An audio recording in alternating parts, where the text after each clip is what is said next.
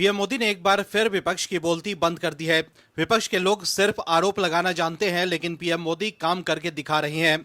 एक बार फिर पीएम मोदी ने दूध का दूध और पानी का पानी कर दिया है। दर्शकों, सियासी फायदे के लिए राहुल गांधी हर वक्त मोदी विरोध में लगे रहते हैं, लेकिन अब तक वो अपने आरोपों को साबित नहीं कर पाए हैं। राहुल गांधी का आरोप एक एक कर दम तोड़ देता है। पीएम मोदी से मुकाबला करने के लिए राहुल गांधी के पास कोई विजन ही नहीं है। वो सिर्फ जनता को लुभाने की कोशिश करते हैं। राहुल गांधी ने सभा को संबोधित करते हुए कहा है कि अगर पुडुचेरी में कांग्रेस गठबंधन की सरकार बनती है तो महिलाओं को सरकारी बसों में निःशुल्क यात्रा की सुविधा मुहैया कराई जाएगी। राहुल गांधी ने पुडुचेरी के लोगों को 5 गारंटी देते हुए कहा है कि बेरोजगार युवाओं के लिए 2000 रुपए प्रति महीना की सहायता दी जाएगी। इसके अलावा भी उन्होंने कई और वादे किए हैं। वहीं दूसरी तरफ पीएम मोदी ने आरोप लगाया है कि ऑपरेशन सिंदूर के दौरान कांग्रेस पाकिस्तान की भाषा बोल रही थी, और यह भी आरोप लगाया कि विपक्ष ने एक अहम समय पर भारतीय सेना का मनोबल गिराया। पीएम मोदी ने कहा कि कांग्रेस नेताओं के बयान अक्सर पाकिस्तान की बातों या पसंद से मेल खाने लगते हैं, और इस पाकिस्तान कनेक्शन ने देश को नुकसान पहुंचाया है। 9 अप्रैल को होने वाले विधानसभा चुनाव से पहले असम में एक चुनावी रैली को संबोधित करते हुए पीएम मोदी ने कहा कि कांग्रेस ने बार बार ऐसे रुख अपनाए हैं जो पाकिस्तान के पक्ष में रहे हैं। पीएम मोदी ने कहा कि यहां तक कि ऑपरेशन सिंदूर के दौरान भी हमारी सेनाओं ने पाकिस्तान को कुछ ही घंटों में घुटने टेकने पर मजबूर कर दिया था, लेकिन कांग्रेस ने वही गाना गाया जिसे पाकिस्तान ने लिखा, संगीत दिया और पसंद किया था। पीएम मोदी ने आरोप लगाया कि विपक्ष का ये एक पुराना तरीका रहा है कि वो भारत के दुश्मनों द्वारा फैलाई गई बातों को ही दोहराता है। वहीं एलपीजी गैस संकट को लेकर राहुल गांधी ने केंद्र सरकार पर निशाना साधा है। उन्होंने सरकार पर आरोप लगाया है कि सरकार ने एलपीजी गैस संकट को उसी तरह संभाला है जैसे कोविड-19 महामारी को संभाला गया था। नीति शून्य घोषणा बड़ी और बोझ गरीबों पर। राहुल गांधी ने सोशल मीडिया प्लेटफॉर्म एक्स पर पोस्ट करते हुए कहा है कि मोदी ने कहा था कि एलपीजी गैस संकट को कोविड की तरह हैंडल करेंगे। राहुल गांधी ने तंज कसते हुए कहा कि उन्होंने सच में वही किया है, बिल्कुल कोविड के जैसे ही नीति शून्य घोषणा बड़ी और बोझ गरीबों पर। दर्शकों, अमेरिका ईरान में जारी जंग के बीच एलपीजी को लेकर आ रहा भारतीय झंडे वाला जहाज लगातार स्ट्रेट ऑफ हॉर्मुज पार कर भारत आ रहा है। भारत में एलपीजी गैस की कोई कमी नहीं है, लेकिन विपक्ष के लोग सिर्फ भ्रामक दावे कर जनता को गुमराह करने की कोशिश कर रहे हैं। लेकिन पीएम मोदी लगातार ये दावा कर रहे हैं कि लोग अफवाहों पर ध्यान ना दें। वहीं आप दर्शक अगर पीएम मोदी के कामों से खुश हैं तो कमेंट में गुड मोदी जी जरूर लिखें, ताकि विपक्ष को साफ संदेश जाए कि देश के लोग पीएम मोदी के साथ है। इस खबर में आगे आपको बताएंगे सब कुछ डिटेल में, तो बने रहिए हमारे साथ अंत तक और देखिए हमारी ये खास रिपोर्ट। साथ ही आप दर्शकों से विनम्र निवेदन है कि अगर अब तक आपने चैनल को सब्सक्राइब नहीं किया है तो अभी कर लीजिए। दर्शकों, बीजेपी ने 6 अप्रैल को 47वां स्थापना दिवस मनाया। 6 अप्रैल 1980 को बीजेपी की स्थापना हुई थी। वहीं स्थापना दिवस के मौके पर पार्टी के तमाम बड़े नेताओं ने कार्यकर्ताओं और देशवासियों को शुभकामनाएं दी। पीएम मोदी ने सोशल मीडिया प्लेटफॉर्म एक्स पर लिखा है कि दृढ़ संकल्प वो शक्ति है जो कठिन से कठिन चुनौती को भी आसान बना देती है। हमारे परिश्रमी कार्यकर्ता इसके जीवंत उदाहरण हैं। उन्होंने अपने समर्पण और सेवा भाव से बीजेपी को इस ऐतिहासिक ऊंचाई तक पहुंचाया। पार्टी के स्थापना दिवस पर उन्हें ढेरों शुभकामनाएं। वहीं सुप्रीम कोर्ट से एक बड़ी खबर सामने आई है। सुप्रीम कोर्ट ने पश्चिम बंगाल में स्पेशल इंटेंसिव रिवीजन यानी एसआईआर में लगे न्यायिक अधिकारियों के घेराव और उन पर हुए हमलों के मामले में राज्य प्रशासन को कड़ी फटकार लगाई है। CJI Suryakant, justice Joymalya Bagchi और जस्टिस विपुल पंचोली की पीठ ने इस घटना पर गहरी नाराजगी व्यक्त करते हुए प्रशासन की भूमिका पर गंभीर सवाल खड़े किए हैं। अदालत ने तल्ख टिप्पणी करते हुए कहा है कि ये बेहद निराशाजनक है कि जब न्यायिक अधिकारियों को भीड़ ने घेर लिया था और उन पर हमला किया जा रहा था, तब पश्चिम बंगाल के मुख्य सचिव से संपर्क तक नहीं हो सका। कोर्ट ने पूछा कि जब प्रशासन को घेराव के बारे में पहले से सूचना थी तो सुरक्षा के प्रभावी उपाय क्यों नहीं किए गए। पिछले हफ्ते की सुनवाई में भी कोर्ट ने राज्य प्रशासन के आचरण की आलोचना की थी। अब सुप्रीम कोर्ट ने मुख्य सचिव, पुलिस महानिदेशक, जिला कलेक्टर और पुलिस अधीक्षक को व्यक्तिगत रूप से यह स्पष्ट करने का निर्देश दिया है कि सूचना मिलने के बावजूद उन्होंने स्थिति को संभालने में ढिलाई क्यों बरती। दर्शकों, पश्चिम बंगाल में इस बार बीजेपी की सरकार बन सकती है। पश्चिम बंगाल चुनाव में बीजेपी और टीएमसी के बीच कांटे की टक्कर होने की संभावना है। एबीपी मैट्रेस के ओपिनियन पोल में दावा किया गया है कि इस बार पश्चिम बंगाल में टीएमसी को 140 से 160 सीटें मिल सकती है, जबकि बीजेपी को 130 से 150 सीटें आ सकती है और अन्य के खाते में 8 से 16 सीटें जा सकती है। ओपिनियन पोल के अनुसार पश्चिम बंगाल में टीएमसी को 43 और बीजेपी को 41% वोट मिल सकते हैं। वहीं कांग्रेस, लेफ्ट समेत अन्य दलों के खाते में 16% वोट जा सकते हैं। दर्शकों, इस बार जिस तरह से बीजेपी की लहर बंगाल में दिख रही है, उससे टीएमसी और उनके समर्थकों के बीच खलबली मची हुई है। दर्शकों, 5 राज्यों में होने वाले विधानसभा चुनाव से पहले सियासी गहमा गहमी तेज होती जा रही है। वहीं हाल ही में कांग्रेस के नेता राहुल गांधी की नागरिकता को चुनौती देने वाली याचिका पर लखनऊ हाईकोर्ट ने सख्त रुख अपनाते हुए केंद्रीय गृह मंत्रालय से जवाब मांगा था। कोर्ट ने हाल ही में सुनवाई के बाद केंद्र सरकार को इस मामले में पार्टी बनाने और 6 अप्रैल तक अपना हलफनामा दाखिल करने का आदेश दिया था। वहीं अब सबकी नजरें इस बात पर टिकी है कि गृह मंत्रालय कोर्ट में राहुल गांधी की नागरिकता से जुड़े कौन से दस्तावेज पेश करता है। राहुल गांधी पर दोहरी नागरिकता रखने के आरोप लग रहे हैं। इसी बीच नागरिकता को लेकर असम में होने वाले विधानसभा चुनाव से पहले राज्य में काफी ज्यादा सियासी उथल पुथल मची हुई है। दरअसल कांग्रेस के नेता पवन खेरा ने मुख्यमंत्री हेमंत बिस्वा शर्मा की पत्नी पर 3 देशों के पासपोर्ट और विदेशी संपत्तियों के आरोप लगाए। हालांकि जवाब में सीएम हेमंत बिस्वा शर्मा ने इसे साजिश बताया और कानूनी कार्रवाई की चेतावनी दी। रविवार को सामने आए इन आरोपों के बाद मामला राजनीतिक टकराव में बदल गया।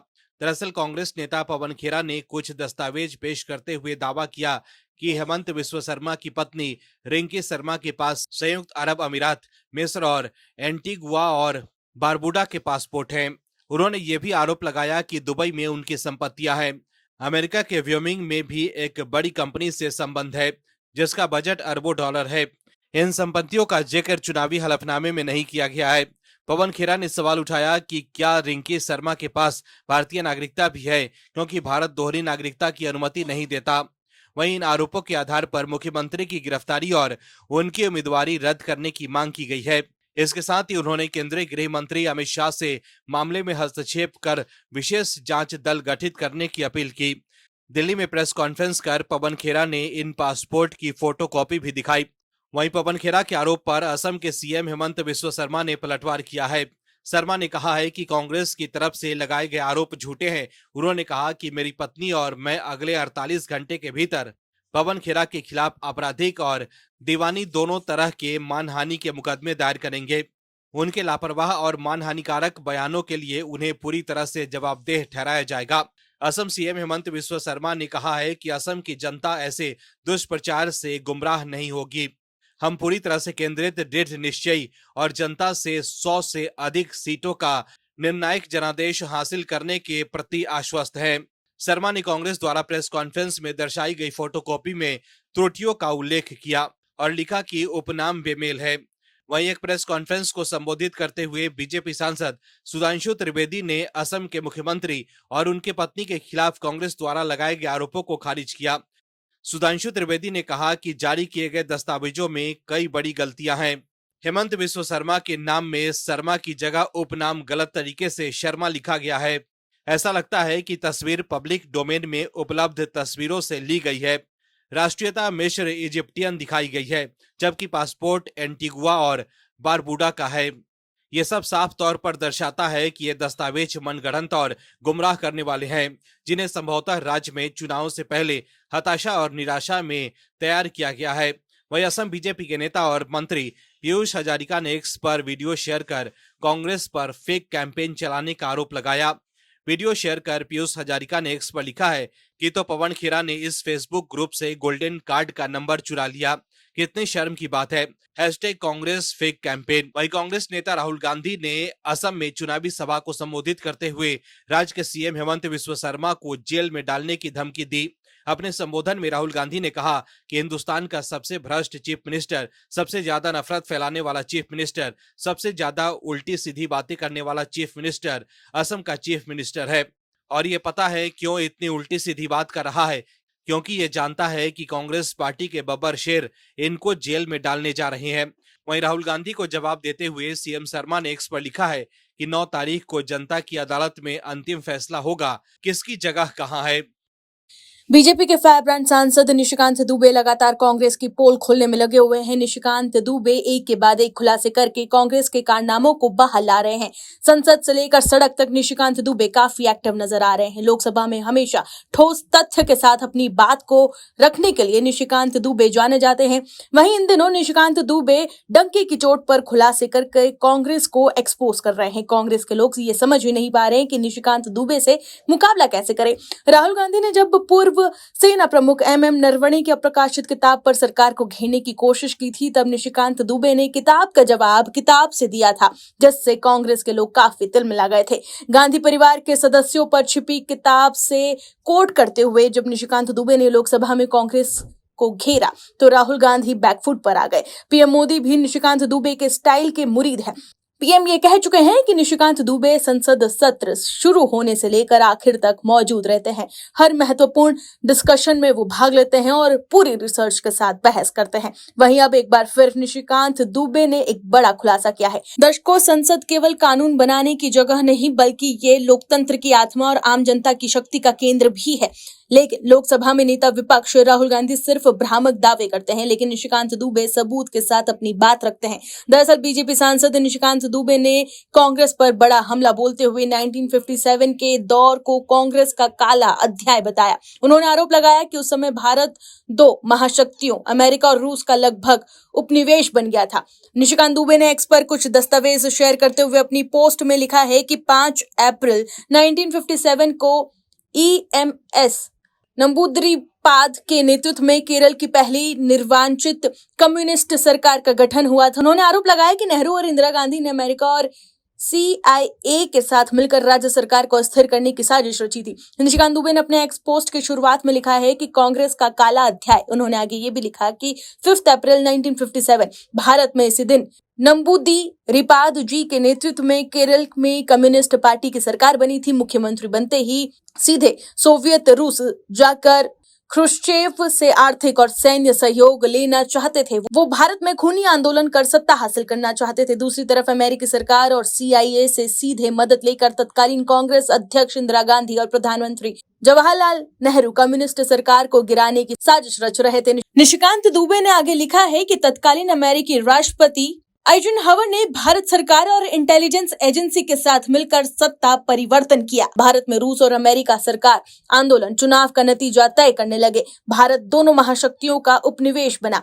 बीजेपी सांसद निशिकांत दुबे ने यह भी आरोप लगाते हुए आगे ये भी कहा कि उस समय अमेरिकी सरकार और CIA ने केरल की कम्युनिस्ट सरकार को हटाने की साजिश में कांग्रेस नेतृत्व की मदद दी थी। निशिकांत दुबे ने यह भी कहा कि दोनों महाशक्तियां भारत में आंदोलनों और चुनावों के परिणामों को प्रभावित करने में लगी हुई थी, जिससे देश इन दोनों का उपनिवेश बन गया। इसके अलावा उन्होंने कुछ कथित दस्तावेज भी साझा किए हैं और दावा किया है कि अमेरिकी अधिकारियों और राजनयिकों ने कम्युनिस्ट पार्टी के बढ़ते प्रभाव को रोकने के लिए कांग्रेस को वित्तीय सहायता देने की बात स्वीकार की थी।